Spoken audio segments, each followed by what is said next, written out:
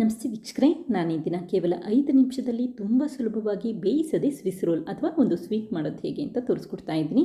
ತುಂಬಾ ರುಚಿಯಾಗಿರುತ್ತೆ. ಒಂದು ಸರಿ ಟ್ರೈ ಮಾಡಿ ನೋಡಿ, ಖಂಡಿತ ಇಷ್ಟಪಡ್ತೀರಾ, ಮತ್ತೆ ಮತ್ತೆ ಮಾಡ್ತಾ ಇರ್ತೀರಾ, ಅಷ್ಟು ರುಚಿಯಾಗಿರುತ್ತೆ. ಈಗ ನೋಡಿ ಸ್ವಿಸ್ ರೋಲ್ ಎಷ್ಟು ಚೆನ್ನಾಗಿ ಬಂದಿದೆ ಅಂತ ಗೊತ್ತಾಗ್ತಾ ಇದೆ. ಹಾಗೆ ನಿಮಗೆ ಈ ವಿಡಿಯೋ ಇಷ್ಟ ಆದರೆ ಪ್ಲೀಸ್ ವಿಡಿಯೋನ ಲೈಕ್ ಮಾಡಿ ಮತ್ತು ಚಾನಲ್ಗೆ ಸಬ್ಸ್ಕ್ರೈಬ್ ಮಾಡಿ. ಈಗ ಕೇವಲ 5 ನಿಮಿಷದಲ್ಲಿ ಬೇಯಿಸದೆ ಒಂದು ಸ್ವೀಟ್ ಮಾಡೋದು ಹೇಗೆ ಅಂತ ನೋಡ್ಕೊಳ್ಳೋಣ ಬನ್ನಿ.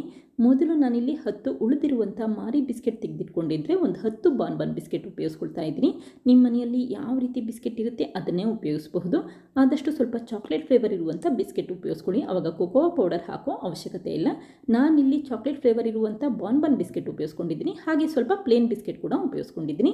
ಈಗ ಈ ಕಟ್ ಮಾಡಿರುವಂಥ ಬಿಸ್ಕೆಟ್ ಪೀಸಸ್ಗಳನ್ನ ಮಿಕ್ಸಿ ಜಾರಿಗೆ ಹಾಕಿ ನುಣ್ಣಗೆ ಪುಡಿ ಮಾಡಿಟ್ಕೊಳ್ತಾ ಇದ್ದೀನಿ.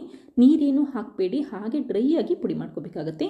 ಹಾಗೆ ಈ ಪುಡಿ ಮಾಡಿರುವಂಥ ಬಿಸ್ಕೆಟ್ನ ಈ ರೀತಿ ಜರಡಿ ಮಾಡ್ಕೊಳ್ತಾ ಇದ್ದೀನಿ. ಜರಡಿ ಮಾಡ್ಕೊಳ್ಳೋದ್ರಿಂದ ಅಕಸ್ಮಾತ್ ಬಿಸ್ಕೆಟ್ ಏನಾದರೂ ಪುಡಿ ಆಗಿಲ್ಲ ಅಂತಂದರೆ ಅದೆಲ್ಲ ಹೊರಟೋಗುತ್ತೆ ಅಂತಷ್ಟೇ. ನಿಮಗೆ ಎಷ್ಟು ಪ್ರಮಾಣದಲ್ಲಿ ಸ್ವೀಟ್ ಬೇಕೋ ಅಷ್ಟು ಪ್ರಮಾಣದಲ್ಲಿ ಬಿಸ್ಕೆಟ್ಗಳನ್ನ ಉಪಯೋಗಿಸಬಹುದು. ಇಷ್ಟೇ ಉಪಯೋಗಿಸ್ಬೇಕು ಅಂತೇನಿಲ್ಲ.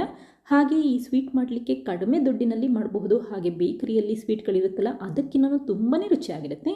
ಈಗ ನೋಡಿ ಬಿಸ್ಕೆಟ್ ಪುಡಿ ರೆಡಿಯಾಗಿದೆ. ಇದಕ್ಕೀಗ 2 ಟೇಬಲ್ ಸ್ಪೂನಷ್ಟು ಸಕ್ಕರೆ ಪುಡಿ ಹಾಕ್ಕೊಳ್ತಾ ಇದ್ದೀನಿ. ಸಿಹಿ ನೋಡಿ ನಿಮಗೆ ಎಷ್ಟು ಬೇಕೋ ಅಷ್ಟು ಪ್ರಮಾಣದಲ್ಲಿ ಸಕ್ಕರೆ ಪುಡಿ ಉಪಯೋಗಿಸ್ಕೊಳ್ಳಿ. ನಂತರ ಮತ್ತೆ ಒಂದ್ಸರಿ ಮಿಕ್ಸ್ ಮಾಡ್ಕೊಳ್ತಾ ಇದ್ದೀನಿ.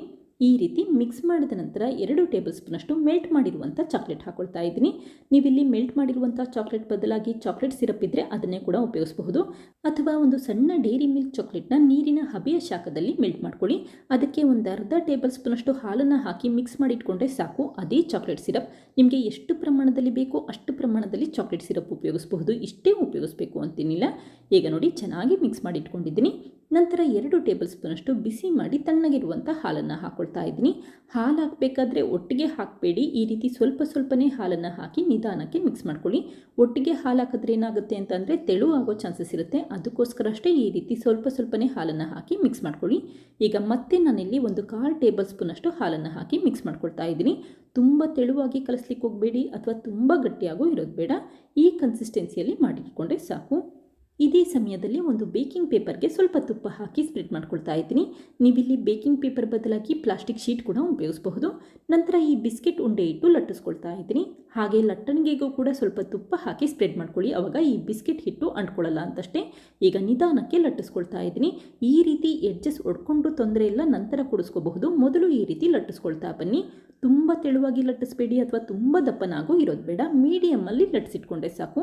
ಈಗ ನೋಡಿ ಲಟ್ಟಿಸಿರುವಂಥ ಬಿಸ್ಕೆಟ್ ಹಾಳೆ ರೆಡಿಯಾಗಿದೆ. ನಂತರ ಈ ರೀತಿ ಎಡ್ಜಸ್ಗಳನ್ನ ಪ್ರೆಸ್ ಮಾಡ್ಕೊಳ್ತಾ ಇದ್ದೀನಿ. ಈ ಒಡೆದಿರುತ್ತಲ್ಲ ಆ ಎಡ್ಜಸ್ಗಳನ್ನೆಲ್ಲ ಪ್ರೆಸ್ ಮಾಡ್ಕೊಳ್ತಾ ಬನ್ನಿ. ಆವಾಗ ಒಂದೇ ಸಮನಲ್ಲಿ ಕಾಣುತ್ತೆ ಅಂತಷ್ಟೇ. ಈಗ ಮತ್ತೆ ಒಂದ್ಸರಿ ಲಟ್ಟಿಸ್ಕೊಳ್ತಾ ಇದ್ದೀನಿ.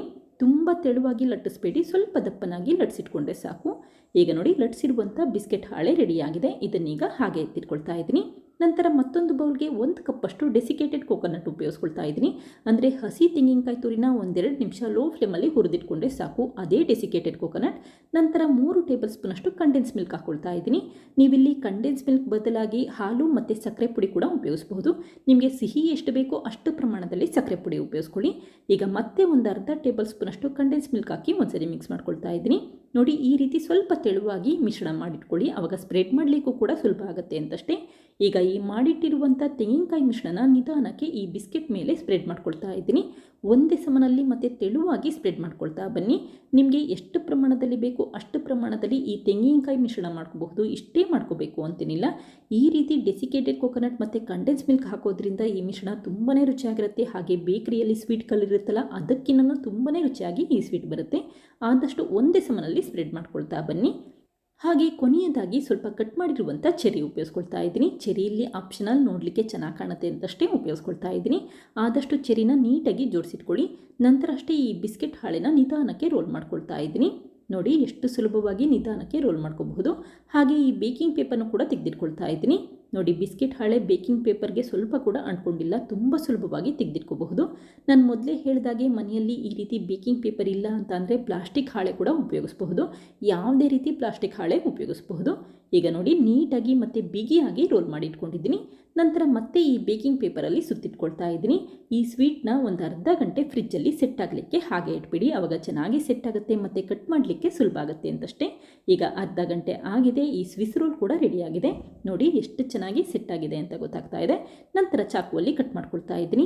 ತುಂಬ ಸುಲಭವಾಗಿ ಕೇವಲ 5 ನಿಮಿಷದಲ್ಲಿ ಈ ರೀತಿ ಸ್ವಿಸ್ ರೋಲ್ ಮಾಡಬಹುದು. ತುಂಬಾ ರುಚಿಯಾಗಿರುತ್ತೆ. ಒಂದ್ಸರಿ ಟ್ರೈ ಮಾಡಿ ನೋಡಿ, ಖಂಡಿತ ಇಷ್ಟಪಡ್ತೀರಾ. ಹಾಗೆ ಉಳಿದಿರುವಂಥ ಬಿಸ್ಕೆಟ್ನಲ್ಲಿ ಈ ಸ್ವೀಟ್ ಮಾಡಿರೋದು ಅಂತ ಖಂಡಿತ ಯಾರಿಗೂ ಗೊತ್ತಾಗೋದಿಲ್ಲ, ಅಷ್ಟು ರುಚಿಯಾಗಿರುತ್ತೆ. ಈಗ ನೋಡಿ ಸ್ವಿಸ್ ರೋಲ್ ಎಷ್ಟು ಚೆನ್ನಾಗಿ ಬಂದಿದೆ ಅಂತ ಗೊತ್ತಾಗ್ತಾ ಇದೆ. ತುಂಬ ಸುಲಭವಾಗಿ ಮಾಡ್ಬೋದು. ಹಾಗೆ ಚೆರಿ ಕೂಡ ನೋಡಲಿಕ್ಕೆ ತುಂಬ ಚೆನ್ನಾಗಿ ಕಾಣಿಸ್ತಾ ಇದೆ. ನೋಡಿದ್ರಲ್ಲ ಫ್ರೆಂಡ್ಸ್, ಎಷ್ಟು ಸುಲಭವಾಗಿ ಉಳಿದಿರುವಂಥ ಬಿಸ್ಕೆಟ್ನಲ್ಲಿ ಯಾವ ರೀತಿ ಕೇವಲ 5 ನಿಮಿಷದಲ್ಲಿ ಸ್ವಿಸ್ ರೋಲ್ ಅಥವಾ ಒಂದು ಡೆಸರ್ಟ್ ಮಾಡಿದೆ ಅಂತ ಗೊತ್ತಾಯ್ತಲ್ವಾ.